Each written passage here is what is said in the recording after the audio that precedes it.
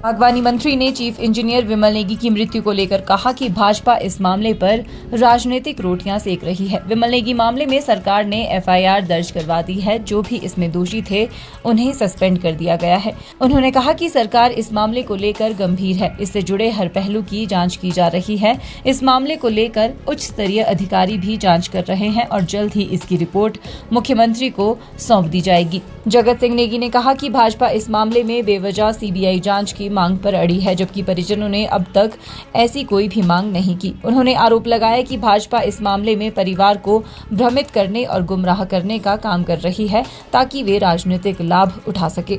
BJP जो है एक और जो है मुद्दा जो जिसका संज्ञान सरकार ने लिया है, सरकार ने एफआईआर भी उस केस में दायर कर लिया अधिकारियों के खिलाफ। उसके बाद जो है उनकी ट्रांसफर भी कर दी, उसके बाद जो है सस्पेंशन भी कर दिया, उसके बाद जो है साथ में एक जो है हाई लेवल जो है ऑफिसर जो है उसकी इंक्वायरी कर रहे हैं। इतना सब होने के बाद भाजपा चाहती क्या है?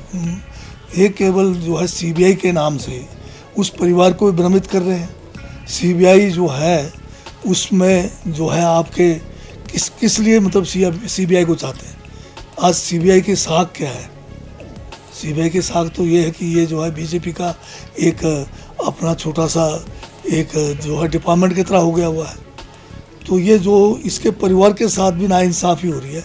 आप एफआईआर में आप इनकी मदद कीजिए। अगर इन अधिकारियों ने किसी भी किस्म की जो भी कोई अगर गैर कानूनी काम उनके साथ किया है तो उसका एविडेंस लाना पड़ेगा। कानून में तो बिना एविडेंस का कुछ नहीं चलना है।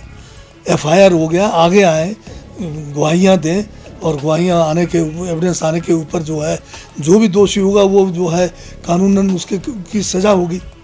खाली जो है मीडिया ट्रायल से तो काम नहीं चलेगा ना।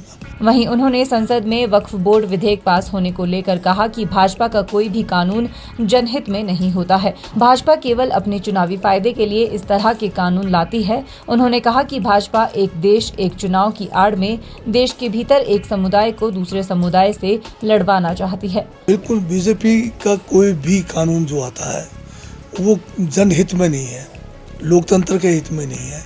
इनका केवल मकसद है चुनाव को कैसे कैश किया जाए। ठीक चुनाव के समय अयोध्या का मुद्दा उठाया नहीं। ठीक जब चुनाव के समय में ये कहेंगे कि अगर मुसलमान अगर ये आ जाएंगे तो क्या कहते हैं आपका जो है मंगलसूत्र छीन लेंगे। उस टाइम कब्रिस्तान की बात करना शुरू कर देंगे।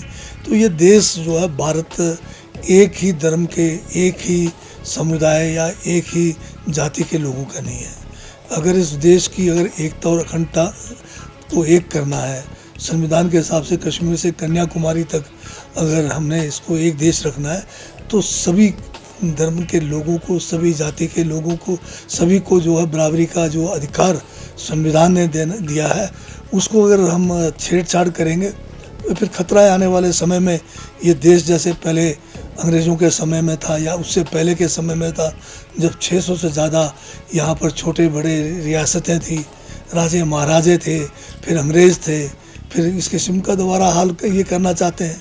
उन्होंने अनुराग ठाकुर पर निशाना साधते हुए कहा कि जब भी देश में गंभीर मुद्दों पर चर्चा होती है, भाजपा अनुराग ठाकुर को आगे कर जनता का ध्यान भटकाने का काम करती है। भाजपा अनुराग ठाकुर का केवल इस्तेमाल कर रही है। उन्होंने कहा कि भाजपा राजनीतिक लाभ कमाने के लिए इस तरह की बयानबाजी करती है।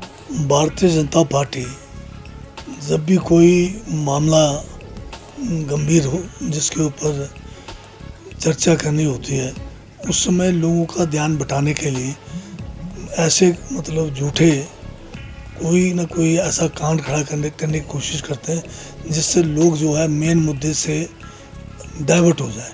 और यही टैक्टिक्स जो है अनुराग ठाकुर ने भी अपनाया। और ये एक बार नहीं अनेकों बार जब भारतीय जनता पार्टी ने देश को भ्रमित करना होता है तो उस टाइम ये अनुराग ठाकुर को आगे करते हैं। चाहे इलेक्शन का समय हो, उस समय भी आपने देखा होगा कि गोली मारो वाला इनके मुख से निकलवाया। और आजकल जब दोबारा क्योंकि ये अब सत्ता से बाहर है तो ये जितना ज़्यादा मतलब अपने को वफादार साबित करेंगे शायद उसका फ़ायदा उठाना चाहते होंगे। हिमाचल न्यूज़ 24/7 के लिए शिमला से हरदेव कुमार के साथ सपना शर्मा की रिपोर्ट। आप देख रहे हैं हिमाचल